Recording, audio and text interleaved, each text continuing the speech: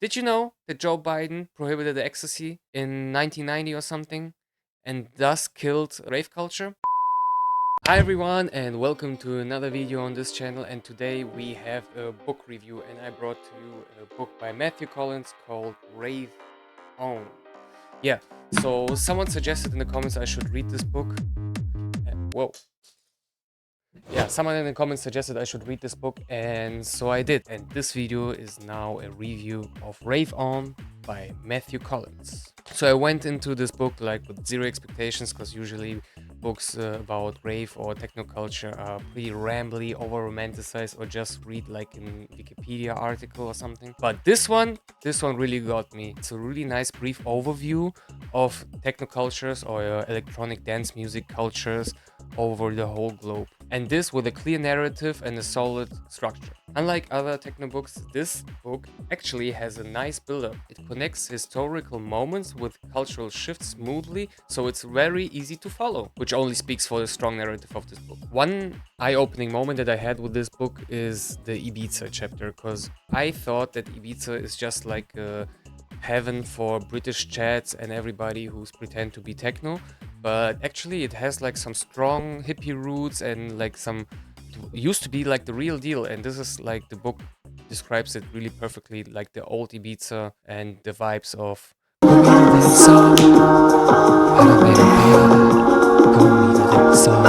yeah, that's basically like an historical arc that I didn't expect. So also one unexpected highlight is the chapter of Crimea and Georgia, which feel pretty relevant today, even more relevant than I think they used to be when this book was written. I think it's written like in the 2010s or 13s. So he describes basically in this chapter how the rave culture emerged in this whole political unstable environment of Ukraine and Georgia. It's written in 2013 because he basically writes also about like the annexation of Crimea, basically where the legendary festival of Kazantip exodus to Georgia and faced political oppression also in Georgia from the church, the Orthodox Church. So pretty interesting and really relevant chapter to understand like where techno is today in terms of anti-establishment and rebellious movement. This chapter alone makes this book worth to read. So let's also break down like what is covered in this book. I mean, I think maybe it's interesting to you. It has to start with Detroit, obviously. Right afterwards,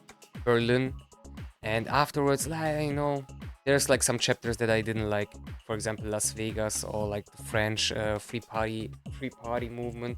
But also there's like South Africa, Ukraine, Georgia, even Shanghai, which is also interesting, or like Israel. Pretty interesting. Let's get to the bad parts of this book. Yeah, so Matthew Collins basically, I know this has like a small anti-commercialization bias, which I kind of get because I also feel like that. But you got to understand, if you write a book called Rave On, you're basically contributing to this whole commercialization of techno culture and rave culture. What was first, the egg or the chicken, basically kind of situation? It's kind of paradox, right? Because documenting like the underground scenes contributes basically making them mainstream and amplifies the speed in which they get more famous. But I got to tell, his opinion feels still super real, because he used to be in all these spots that I just mentioned or that you will read in his books way before, way before they were cool or anything. So he was like in Detroit in the 80s and the early 90s. He was like in fucking Berlin in the 2000s, also 90s. He was like in Crimea 2013, as a Russian speaking post-Soviet person, which is completely crazy because I don't know if they back then like used to speak English and stuff, because this changed like dramatically in the last few years or like in the last couple of decades in Ukraine. He's definitely, Matthew Collins is a real one, and I also started to follow him on Instagram and I see where he hangs out, and it's a real raver. Also, one other bad thing that I felt like some chapters feel like a bit sluggish, and I would think it would be better to cut them off, like the free party movement of France. There wasn't like much substance about it, besides like French people going out into woods with campers and trailers and doing sound tricks. Nothing too interesting to me, because I myself see rave as a kind of like an anti-establishment, rebellious thing, or something edgy. And for me, it's like free party moment, and this whole it's like too much. I don't know, like hippie, but it's not like the Woodstock hippie. It's more like some French orgies, perverted bullshit hippies, you know, which is fine, but I didn't feel it. So I think if you read the chapter of like the free party movement of France, you will understand what I'm saying. Another downside I would say is like a bit like the, let's say, the lack of analysis. So Matthew Collins always acts like as a neutral observer, just basically telling you what he saw and like the interviews that he had, but there's like no like framing or, you know, deeper analysis basically, you know. So this is what lacks for me. It's like too plain, too neutral, and like, you know, it's not neutral enough because he shows like his biases against the commercialization, but doesn't like bother us to go deeper into the issue and analysis, like something that he pointed out, or like something that he like shows or describes with the people here in this book, which could be super interesting. I think it's a way bigger task than just to write this book. I think you could, if you go like into a deeper analysis of like the all these scenes and the cultural framework, you could write like 10 books of this. I think each chapter could be one book. So let's leave it there as a good overview of rave culture around the globe. So how relevant is Rave On from Matthew Collins today? I think it has hold this. Back in my days, it was all better syndrome, which is a predominant thing in the rave or techno culture, because most of the people that got into rave are from the 90s, I would say, and now they're, I think, 40 at least, or maybe 50 even, and they remember their youth. They remember like how they raved, and you know, everything is better when you're 20. So they kind of like lack of the appreciation of the nowadays. With that in mind, you can just understand the older senior ravers. But it is also pretty relevant because it documents pretty clear where did we came from, where did it all start. It started in Detroit, didn't find any appreciation there when Detroit died, and flourished in Berlin and like revitalized Europe, you know, and then it spread to any other direction. Is it South Africa, or is it Asia, or is it Goa or Israel, you know? That's a pretty interesting issue. I always like shit on EDM on this channel, like the American rave EDM with the neon lights and whatever, but there's apparently a logical reason why this happened and why the rave as you know it in Europe, like the bunker underground sweaty shit, is not predominant in America anymore. And one thing I can say, it's fucking Sleepy Joe Biden. Did you know that Joe Biden prohibited the ecstasy in 1990 or something, and thus killed rave culture? Did you also know that Obama in one of his speeches gave a shout out to Frankie Knuckles, a legendary DJ from Chicago? Yeah, that's some random facts that you're gonna find in this book.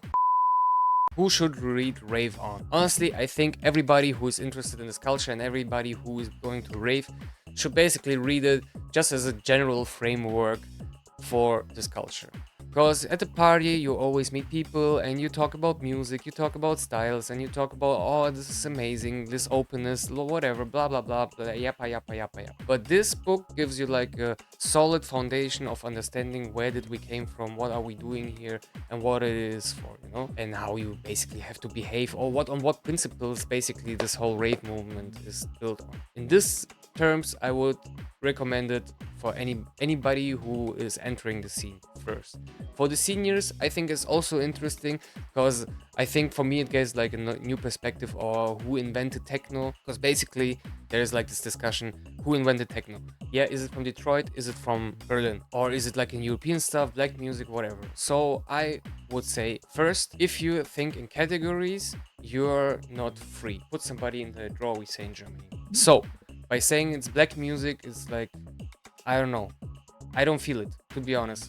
Maybe I'm not the right person to say it, but listen me out, okay? So in this book, they tell you that Juan Atkins, Derek Mays, and Saunderson, Seinfeld, sorry, I forgot the third name, they invented techno. Their idea was to do a completely futuristic music. These three did it, okay?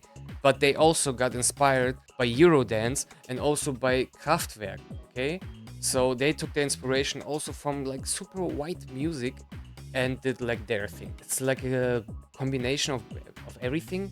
For sure, it's not European dance music, and it's not Kraftwerk, but the sounds are inspired from that. And they basically like did like the four on the floor kick. You know, it's like something you can't own, like these rhythm patterns. You know, but they did it, and they became really successful in Europe. And you read in this book also, anytime, you know, if it's like the chapter about Shanghai, yeah, Derek Mays was playing in Shanghai. Oh yeah, Derek Mays was playing in Berlin. Oh, Derek Mays was playing in fucking wherever, South Africa and Cape Town and shit, you know.